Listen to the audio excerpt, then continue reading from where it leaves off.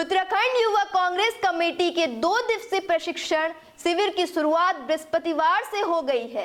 हरिद्वार के गंगा स्वरूप आश्रम में आयोजित शिविर में कांग्रेस के कई दिग्गज नेता शामिल हुए। इस दौरान वरिष्ठ नेताओं ने युवाओं को कांग्रेस पार्टी की विचारधारा और लोकसभा चुनाव की तैयारियों को लेकर अवगत कराया। कांग्रेस के वरिष्ठ नेताओं ने कहा कि देश का भविष्य युवा के हाथों में है। ऐसे में उन्हें पारदर्शी, भ्रष्टाचार मुक्त, धर्म और जाति में समानता रखने वाली कांग्रेस पार्टी के बारे में अवगत रहना चाहिए, ताकि भविष्य में देश का युवा कांग्रेस पार्टी को समर्थन देकर भारत को धर्मनिरपेक्ष और मॉडर्न बना सके। युवा कांग्रेस का एक ट्रेनिंग कैंप था आज। बुनियाद और निश्चित रूप से युवाओं के ऊपर बहुत बड़ा दायित्व है, जिम्मेदारी है भविष्य निर्माण की, और देश की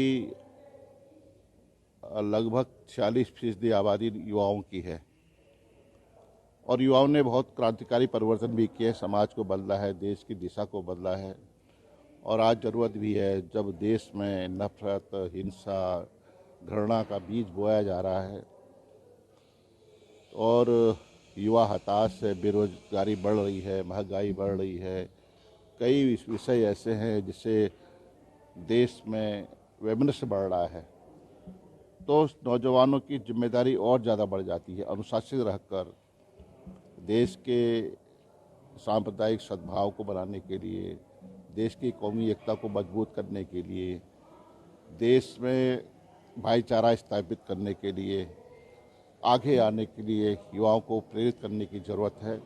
और ये ट्रेनिंग कैंप, ये प्रशिक्षण शिविर निश्चित रूप से एक मील का पत्थर साबित होगा भविष्य के लिए, वर्तमान के लिए। और हमने कहा कि हमको अपनी पहचान एक सेवाभावी, रचनात्मक कार्यकर्ता के रूप में करनी है और अपने लोगों को, अपने साथियों को, चाहे वो 4 हों या 40 हों या 400 हों या 4000 हों, उनको निरंतर अपने साथ बनाए रखना है, क्योंकि लोकतंत्र में संख्या बल मैटर करता है। कोई मंत्र दिया है, खास मंत्र? मैंने केवल अपनी गाथा सुनाई, क्योंकि मुझे लगा पता नहीं बाद में मौका मिले न मिले, लेकिन उस गाथा में कितना भूषा था और कितना सार सार गहिले भूषा दे उड़ाए। ये हमने नौजवानों से कहा कि सार इसमें से ले लेना और भूसे को उड़ा देना। तो माना जाए कि ये 2024 की तैयारी करवा रहे हैं आप? राजनीतिक पार्टी को रोज की, प्रतिदिन की तैयारी भी करनी पड़ती है। 2024 तो आएगा, 2027 भी आएगा, 2029 भी आएगा, 32 भी आएगा। समय का काल चक्र तो आगे बढ़ता रहेगा, लेकिन राजनीतिक कार्यकर्ता और राजनीतिक पार्टी के रूप में हर समय हमारे सामने एक नई चुनौती आती है, तो हमको उसका सामना करने के लिए अपने को मानसिक रूप से और बौद्धिक रूप से, क्या विचारधारा क्या कांग्रेस में है, आरएसएस और बीजेपी से क्या दिक्कतें देश को आने वाली हैं या क्या दिक्कतें आई हैं, उन सब चीज़ों के बारे में युवाओं को जानकारी दी जा रही है, उनको वेल इक्विप्ड किया जा रहा है। और क्यों कांग्रेस और बीजेपी में डिफरेंस क्या है, उस चीज़ को समझाएगा। और आज फैसिलिटेटर ने एक बहुत अच्छी बात कही कि कांग्रेस सत्य के रास्ते पे है। उसका प्रमाण ये है कि कांग्रेस सबके लिए समव्यवहार करती है और जो शोषित है, पिछड़ा है, उसको मदद करने की बात करती है।